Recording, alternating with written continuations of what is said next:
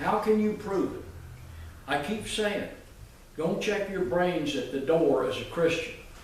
You need to know what you believe and why you believe it. What makes you believe in the resurrection? I'm closing the message. What makes you believe in the resurrection? What removes your fear when these old memories that Satan puts in your head begin to surface?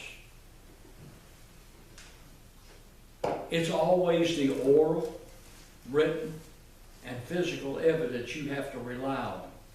Let me give you an example. We don't all have the anointing that David had and the Spirit of God coming on you. I've often said I would like to have had a from the gutter to the pulpit experience, but I didn't. I had to gradually discover what God had for me through life. Every day as a Christian is a discovery moment as we live our lives for Christ. I want you to also understand that you and I did not walk on the road to Emmaus when suddenly Jesus was behind the disciples. We were not there to see in that room, upper room, behind locked doors, fearing for their lives when suddenly in their midst, a Star Trek event, Jesus materialized. It was 8 days later that once again Jesus miraculously appeared in that room with the disciples,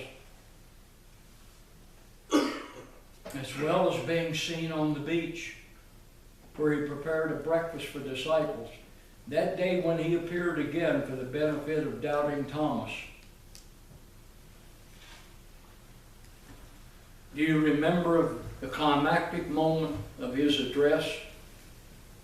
Put your hands and fingers into the wounds. Feel my side. Shall I eat for you so that I may be identified not as a spirit?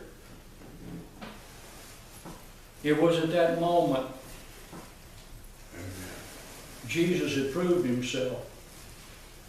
And he made the following statement, "My Lord and my God." But now here's where I'm going. You remember the closing remark that Jesus made to Thomas? Blessed are those that what? Have not seen, but they believe.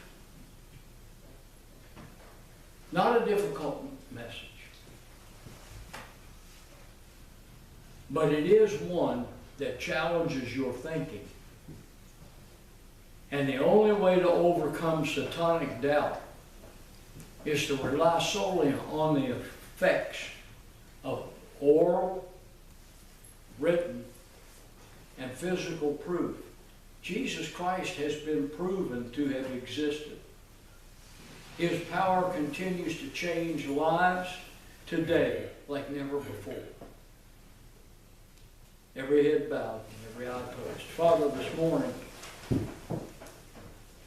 we know that scientific method is limited, and it can't prove even that Napoleon was defeated at Waterloo,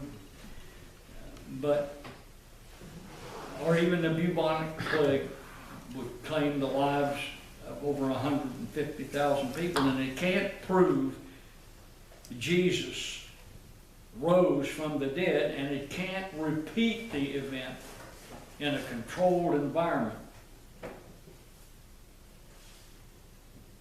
But Lord, this business of having to see and believe and a record made is not a conclusion.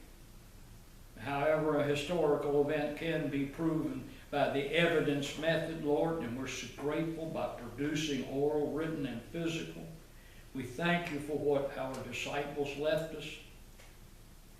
And Father, again, what they've left us is beyond any reason to doubt.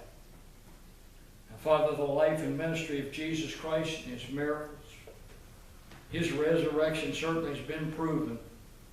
And we as Christians have to know what we believe and why we believe it.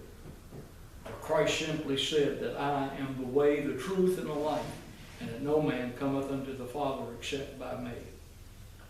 Father, what we ask now is that our entire body, soul, mind, and spirit be devoted to you. Help us, our Father, whenever we doubt. This is what we ask. Whatever doubts we have in our mind today about salvation by grace through faith, Lord, we pray you will give us the strength to make the right decisions, whatever our need is, to step out this morning. Father, turn it completely over to you. No matter whether it's altar call, whatever the need.